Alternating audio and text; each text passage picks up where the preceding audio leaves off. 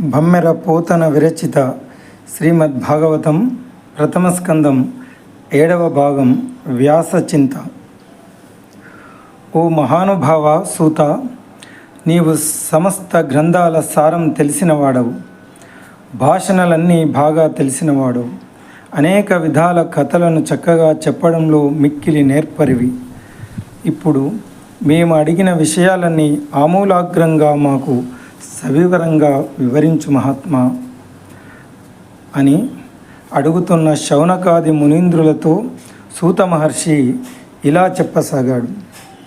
3వ యుగమైన ద్వాపరం పూర్తి అవుతున్న సమయంలో ఉపరిచర వసువు వీర్యం వల్ల ఉద్భవించి వాసవి అనబడే సత్యవతికి పరాశరుని వల్ల నారాయణ అంశతో వేదవ్యాసులు జన్మించారు. ఒకనాడు ఆయన బదరికాశ్రమంలో సరస్వతి నదిలో స్నానాది నిత్య కృత్యాలు పూర్తి చేసుకొని శుచి అయి సూర్యోదయ సమయంలో ఏకాంత స్థలంలో ఒంటరిగా కూర్చున్నాడు. భూత భవిష్య వర్తమానాలు తెలిసిన ఆ మహర్షి అవ్యక్తమైన కాలవేగానికి లోకంలో యుగధర్మాలు సాంకర్యం పొందుతాయని, పాంచభౌతిక శరీరాలకు శక్తి సన్నగిల్లుతుందని, మానవులు సారహీనులు, ధైర్యరహితులు, మందబుద్ధులు, అల్పాయుష్కులు, దుర్బలులు అవుతారని తన దివ్య దృష్టితో తెలుసుకున్నాడు. అన్ని వర్ణాలకు అన్ని ఆశ్రమాలకు మేలు కలిగించాలనే ఆశయంతో హోత, ఉద్గాత, అధర్యుడు, బ్రహ్మ అనే 4 ఋత్విక్కులచే అనుష్ఠింపదగి ప్రజలకు క్షేమం చేకూర్చే వైదిక కర్మలైన యజ్ఞాలు నిరంతరం అవిచ్ఛిన్నంగా సాగడం కోసం ఒకటిగా ఉన్న వేదాన్ని ఋక్, యజుస్, సామ, అధర్వణ అనే 4 వేదాలుగా విభజించాడు. ఇతిహాస పురాణాలన్నీ కలిపి పంచమ వేదంగా పేర్కొన్నాడు. పైలుడు ఋగ్వేదాన్ని చదవడం మొదలుపెట్టాడు. జైమిని సామవేదం చదవసాగాడు. వైశంపాయనుడు యజుర్వేదాన్ని అధ్యయనం చేయడం మొదలుపెట్టాడు. సుమంతుడు అథర్వవేదాన్ని ఆరంభించాడు. మా తండ్రి గారైన రోమహర్షణుడు పట్టుదలతో సమస్త పురాణాలు, ఇతిహాసాలు పఠించడం ప్రారంభించాడు. ఇలా తాము నేర్చుకున్న వేదాలు, పురాణాలు, ఇతిహాసాలు ఆ తపోధనులు తమ శిష్యులకు వేరువేరుగా విభజించి చెప్పారు. ఆ శిష్యులందరూ తమ తమ శిష్యులకు అనేక విధాలుగా ఉపదేశించారు. అలా వేదం భూమి మీద అనేక శాఖలతో సమాజంలో ప్రకాశించింది. ఈ విధంగా వేదాలు విభజించబడి మందబుద్ధులైన మానవులచే పఠించింపబడుతూ బ్రహ్మ బంధువులు వేద శ్రవణానికి అందరూ సమర్థులు కారు గనక సామాన్యులందరికీ క్షేమం కలగాలని దీనవత్సలుడైన వ్యాస భగవానుడు మహాభారతాన్ని రచించాడు. అయినప్పటికీ విశ్వశ్రేయస్సు కోసం తాను చేసిన కృషిలో ఆయన హృదయం సంతృష్టి చెందలేదు. అందువల్ల ఆ మహర్షి సరస్వతి నదీ తీరంలో ఏకాంతంగా కూర్చుండి తన అసంతుష్టికి కారణం ఏమిటా అని ఆలోచించసాగాడు. ఎన్నో కఠోర వ్రతాలు ఆచరించాడు. వేదాలను విభజించాడు. అగ్నులను అర్చించాడు. ఆచార్యులను గౌరవించాను. శాస్త్రోక్తాలైన కర్మలన్నీ ఏమాత్రం లోపం లేకుండా నడుపుతున్నాను. వేదాల్లోని అర్థాన్నంతా మహాభారత రూపంలో వెల్లడించాను. ఈ రూపంగా అందరూ తమ తమ ధర్మకర్మలు గుర్తించేటట్లు చేశాను. ఇంత చేసినా ఎందుకో కానీ నా అంతరాత్మకు సంతోషం కలగడం లేదు. నా మనస్సులో ఉన్న పరమేశ్వరుడు సంతుష్టుడు కానట్లే తోస్తున్నది. కారణం ఏమిటో? అన్నీ చేశాను కానీ హరికి, హరిభక్తులైన పరమహంసలకు అత్యంత ప్రియమైన భాగవత స్వరూపాన్ని చెప్పడం మాత్రం మర్చిపోయాను. ఎంత పొరపాటు చేశాను, ఎంత తెలివి తక్కువ పని చేశాను, ఇంతటి విస్మృతి పాలయ్యాను.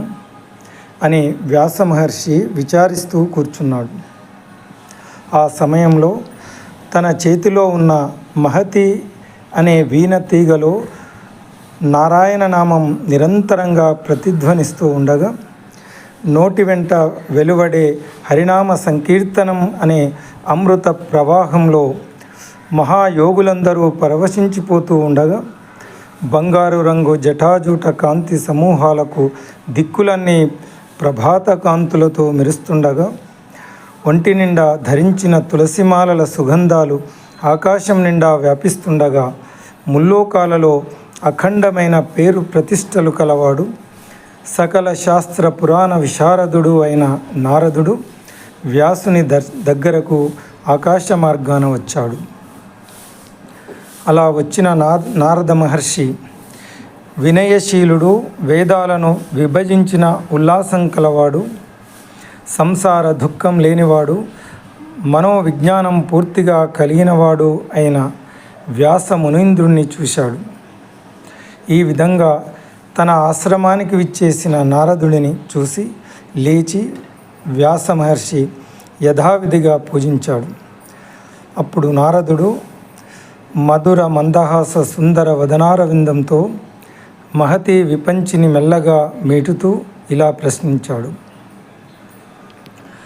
ధాతవు భారత శృతి విధాతవు, వేద పదార్థజాత విజ్ఞాతవు, కామముఖ్య రిపుషట్క విజేతవు, బ్రహ్మతత్వ నిర్ణీతవు, యోగినేతవు, వినీతుడవు, ఈవు చెలించి చెల్లరే కాతరు కైవడిన్ వగవ కారణమేమి పరాశరాత్మజ. ధాతవు భారత శృతి విధాతవు, వేద పదార్థజాత విజ్ఞాతవు, కామముఖ్య రిపుషట్క విజేతవు, బ్రహ్మతత్వ నిర్ణేతవు, యోగినేతవు, నీవు వినీతుడవీవు చెలించి చెల్లరే కాతరు కైవడిన్ వగవ కారణమేమి పరాశరాత్మజ. ఓ పరాశరుని పుత్రుడా వ్యాసమునీంద్ర, నీవు బ్రహ్మదేవుడివి. కామ క్రోధ లోభ మోహ మద మాత్సర్యాలనే హరిషడ్ వర్గాలను జయించిన వాడివి. పరబ్రహ్మ తత్వాన్ని నిర్ణయించిన వాడివి. యోగులలో అగ్రేసరుడివి, వినయ సంపన్నుడివి. ఇటువంటి నీవు ఈ విధంగా చలించిపోయి పిరికివాడిలాగా విచారించడం ఆశ్చర్యంగా ఉంది. కారణం ఏమిటయ్యా? ఇలా అడిగిన నారద మహర్షితో వ్యాస మహర్షి ఇలా అన్నాడు. నారద మునీంద్ర, నీకు తెలియనిది ఏముంది? బ్రహ్మమానసపుత్రుడవు, శ్రీమన్నారాయణ సంకీర్తనాన్ని స్వీకరించావు, దశ దిశలందు తిరిగావు, మహత్తరమైన తత్వజ్ఞానంలో అందవేసిన చెయ్యి అనిపించుకున్నావు. అంతేకాకుండా నీవు సూర్య భగవానుడిలా ముల్లోకాలలోనూ సంచరిస్తూ ఉంటావు. వాయుదేవుడిలాగా సర్వ మానవుల మనస్సులలో మెలుగుతూ ఉంటావు. సమస్తము తెలిసిన వాడివి. నారద, నీకు తెలియని ధర్మం ఏ లోకంలోనూ లేదు. అనేక విషయాలను అవలోచించిన వాడివి. నాకు ప్రాప్తించిన కొరతకు కారణం ఏమిటో అదంతా దయతో నాకు వివరంగా చెప్పు అని అడిగాడు. అలా అడిగిన వ్యాస మునీంద్రుడితో నారదుడు ఇలా అన్నాడు. అంచితమైన ధర్మజయమంతయు చెప్పితివి, ఇందులోన ఇంచుకగాని విష్ణు కథలేర్పడ చెప్పవు. ధర్మముల్ ప్రపంచించిన మెచ్చునే గుణ విశేషములెన్నినగాక, నీకు ఈ కొంచెము వచ్చుటెల్ల హరి కోరి నుతింపుము ఆర్య పూజిత. ఆర్యులచే పూజితుడా వ్యాస, పవిత్రమైన అనేక ధర్మ విశేషాలను నీవు వెల్లడించావు. సరే, కానీ పొరపాటు ఏమిటంటే దానిలో కొంచెం మాత్రమే విష్ణు కథలు చెప్పావు. చక్కగా సమగ్రంగా చెప్పలేదు. వాసుదేవుని గుణ విశేషాలు వర్ణించి చెప్తే సంతోషించినట్లు ఎన్ని ధర్మాలు విస్తరించి చెప్పినా భగవంతుడు సంతోషించడు. నీ మనస్సుకు ఈ లోటు రావడానికి కారణం నీవు నీ గ్రంథాలలో హరినామ సంకీర్తనం ప్రధానంగా చేయకపోవడమే. హరినామస్తుతి సేయు కావ్యము సువర్ణాంభోజహంసావళి సురుచిభ్రాజితమైన మానస సరస్ఫూర్తిన్ వెలుగొందు శ్రీహరినామస్తుతి లేని కావ్యము విచిత్రార్థాన్వితంబయ్యు శ్రీకరమయ్యుండదు. అయోగ్య దుర్మదన తత్కాకోలకర్తాకృతిన్. పరాశరపుత్ర వ్యాస, హరినామ సంకీర్తనంతో ప్రకాశించే కావ్యం బంగారు కమలాలతో కలహంస పంక్తులతో శోభాయమానమైన మానస సరోవరంలాగా విరాజిల్లుతుంది. హరినామ సంకీర్తనం లేని కావ్యం చిత్ర అర్థాలతో కూడుకున్నప్పటికీ దుర్గంధాలతో కాకోల విషాదాలతో కూడిన బురదకుంటలాగా ఉంటుంది. అది శోభకరం కాదు. అపశబ్దంబుల కూడియున్ హరిచరిత్రాలాపముల్ సర్వపాప పరిత్యాగము సేయు కావున హరిన్ భజించుచున్ పాడుచున్ జపముల్ సేయుచున్ వీనులన్ వినుచున్ అశ్రాంతంబు కీర్తించుచున్ తపసుల్ సాధులు ధన్యులౌదురు గదా తత్వజ్ఞ చింతింపుమా. అపశబ్దంబుల కూడియున్ హరిచరిత్రాలాపముల్ సర్వపాప పరిత్యాగము సేయుగావున హరిన్ భావించుచున్ పాడుచున్ జపముల్ సేయుచున్ వీనులన్ వినుచున్ అశ్రాంతంబు కీర్తించుచున్ తపసుల్ సాధులు ధన్యులౌదురు గదా తత్వజ్ఞ చింతింపుమా. తత్వ విశారద వ్యాసమునీంద్ర, పవిత్రమైన హరిచరిత్రలు కలిగిన కావ్యాలు తప్పులతో కూడుకొన్నప్పటికీ సకల పాపాలను పటాపంచలు చేస్తాయి. అందువల్లనే సజ్జనులైన తపోధనులు శ్రీహరిని భావిస్తూ శ్రీహరి లీలలు గానం చేస్తూ నామజపం చేస్తూ కథలు చెవులారా ఆలకించుట చేస్తూ ఎప్పుడు ఆయననే కీర్తిస్తూ తమ జన్మలు సార్థకం చేసుకుంటారు కదా. వ్యాసమునివర్య, కర్మ వాసన లేనిది ఆధారం లేనిది అయిన జ్ఞానం విష్ణుభక్తి లేకపోతే విశేషంగా ప్రకాశించదు. ఫలాపేక్ష లేని నిష్కామ కర్మ అయిన భగవద అర్పితం కాకపోతే అది ప్రశస్తం కాదు. జ్ఞానం కానీ వాక్కు కానీ కర్మ కానీ అవి ఎంత గొప్పవైనను భక్తి లేనివాడు నాడు నిరర్థకాలే.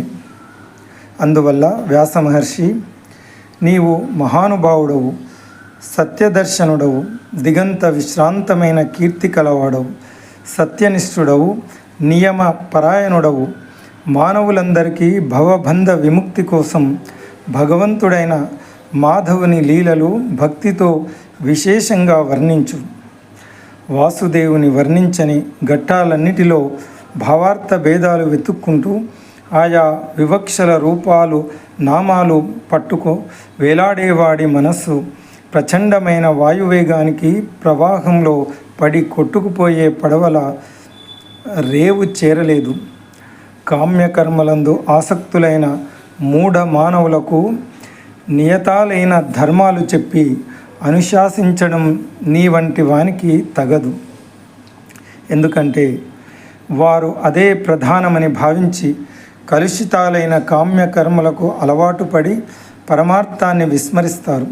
అందువల్ల బుద్ధి పెడదారి పట్టించకుండా వారికి భగత్ తత్వాన్ని అందించి వారి వ్యధలు తొలగించు అని చెప్పి నారదుడు ఇంకా ఇలా పలికాడు. ఎరిగెడివాడు కర్మచయమెల్లను మాని హరిస్వరూపమున్ ఎరయ నెరింగి ఔవలన నేరుపు జూపు గుణానురక్తుడై తెరకు వలేక కృమ్మరుచు దేహధనాధ్యభిమానయుక్తుడై ఎరుగను వానికిన్ తెలియ ఈశ్వరలీలలెరుంగ చెప్పవి. మునీంద్ర వ్యాస, కామ్య కర్మలన్నింటినీ పరిత్యజించి ప్రాజ్ఞుడైన వాడు గోవిందుని గుణగణాలందు అనురక్తుడై హరిస్వరూపాన్ని తెలుసుకోవడం కోసం సమర్థమైన ప్రయత్నం చేస్తాడు. అజ్ఞుడైన వాడు వివేకహీనుడై దేహాభిమానం, ధనాభిమానం మొదలైనవి కలవాడై సంచరిస్తూ ఉంటాడు. అటువంటి అజ్ఞానులకు సైతం ఈశ్వరుని లీలా విలాసాలు తెలిసేటట్లుగా నీవు చెప్పాలి.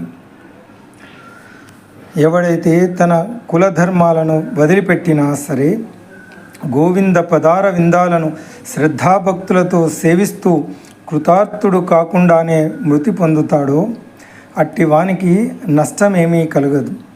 అతడు ఆ జన్మలో కాకపోయినా మరు జన్మలోనైనా తన సేవకు ఫలాన్ని పొందుతాడు.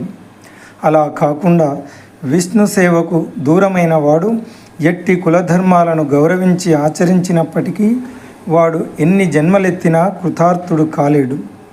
అందువల్ల సత్యం తెలుసుకున్నవాడు శ్రీహరి చరణ సేవా పరాయణుడు కావడానికి ప్రయత్నం చేయడం మంచిది. కాలానుసారంగా కష్టసుఖాలు సంప్రాప్తమైన శ్రీహరి సేవను విడిచిపెట్టడం తగిన పని కాదు. ఆ హరిసేవ వల్ల బ్రహ్మలోకం నుండి స్థావర పర్యంతం పరిభ్రమిస్తున్న జీవులకు పొందశక్యం కాని ఆనందం ఏదైతే ఉందో అది తప్పకుండా సిద్ధిస్తుంది. శ్రీహరి సేవా పరాయణుడైన వాడు నీచ జన్మలు పొందినప్పటికీ సంసార బంధాల్లో చిక్కుకోడు. పూర్వజన్మ సంస్కారం వల్ల భక్తి పరవశుడై హరిచరణ స్మరణం విడిచిపెట్టకుండా సాగిస్తూనే ఉంటాడు. ఈ విశాల ప్రపంచంలో విష్ణువు కంటే ఇతరమైనది ఏదీ లేదు. ఈ విశ్వమంతా విష్ణుమయం. ఆ పరమేశ్వరుని సంకల్పం చేతనే ఈ ప్రపంచానికి సృష్టి, స్థితి, సంహారాలు ఏర్పడుతున్నాయి. వ్యాస మహర్షి, నీవు సర్వజ్ఞుడవు, నీకు తెలియనిది ఏముంది? నీవే ఒక చోట ఈ విషయాన్ని చెప్పావు. ఈ విశ్వ కళ్యాణం కోసం మహావిష్ణువు అంశతో జన్మించానన్న మాట గుర్తు చేసుకో. అందువల్ల నీవు శ్రీహరి లీలా అవతారాలలోని విక్రమ విశేషాలను స్తుతించు.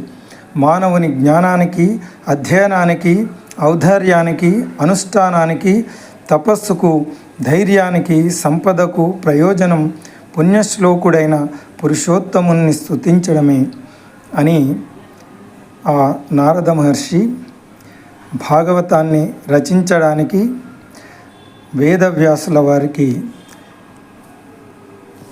ప్రేరేపించి తర్వాత తన వృత్తాంతాన్ని, తన పూర్వజన్మ వృత్తాంతాన్ని నారద మహర్షి తెలియజేస్తారు. ఓం తత్సత్.